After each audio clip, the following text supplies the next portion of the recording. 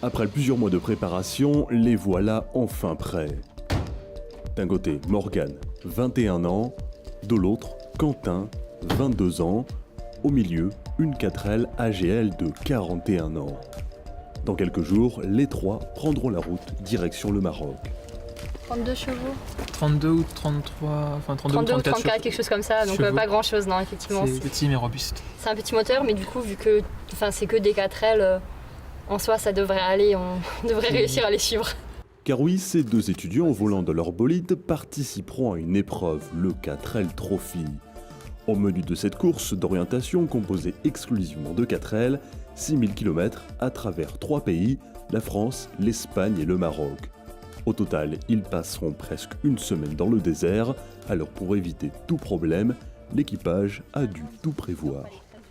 Ça, du coup, c'est une des plaques de protection pour le moteur, du coup, pour la partie avant. Et après, à l'arrière, il y en a aussi, c'est simplement des plaques de métal qui ont été formées et montées sur la voiture. On nous demande de mettre justement des plaques de protection pour éviter que les cailloux, puisque il suffit d'un caillou à peu près gros comme ça pour ruiner un moteur et être obligé de s'arrêter, quoi. La plupart des 4L qui partent dans le désert, elles ont ça. On a une roue de secours, on a la deuxième qui est en dessous de la voiture pour le bidon d'essence. Là, c'est des liquides de refroidissement. Et sinon, si on est vraiment coincé quelque part, on est aussi obligé de prendre des fusées détresse avec nous, histoire qu'on soit indépendant à tout moment de la course, quoi. Et dans le coffre, l'emplacement le plus large est destiné à la raison même de ce 4L Trophy, du matériel que chaque équipage doit amener pour les enfants démunis du Maroc.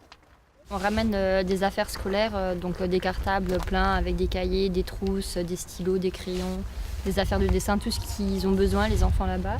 Mais aussi des affaires de sport, du coup pour leur permettre d'en faire comme dans les mêmes conditions que nous on le fait. Donc on ramène des baskets, des ballons, des cordes à sauter, des frisbees, tout ce genre de choses, tout l'équipement dont ils ont besoin. L'important donc ne sera pas de gagner, mais d'arriver jusqu'au bout. Il aura fallu à l'équipage jongler entre préparation du véhicule et études pendant environ 6 mois. Pour moi, c'est vraiment le côté humanitaire, même si c'est pas grand-chose qu'on donne au final, de pouvoir participer à une action comme ça, je pense que c'est un bon début de faire quelque chose, de redonner quelque chose. Et c'est surtout ça qui m'a donné envie de le faire. Ouais. Moi, c'est plus le côté du coup défi et aventure qui m'a attiré vraiment. Parce que c'est vraiment pouvoir presque me dire j'ai réussi à le faire, j'ai réussi à partir et à revenir, faire vraiment la course, etc. Après, je suis d'accord que le côté humanitaire, c'est quand même un plus. Et je trouve ça plus sympa de faire une aventure aussi avec un petit but humanitaire. Le grand départ, c'est pour ce dimanche.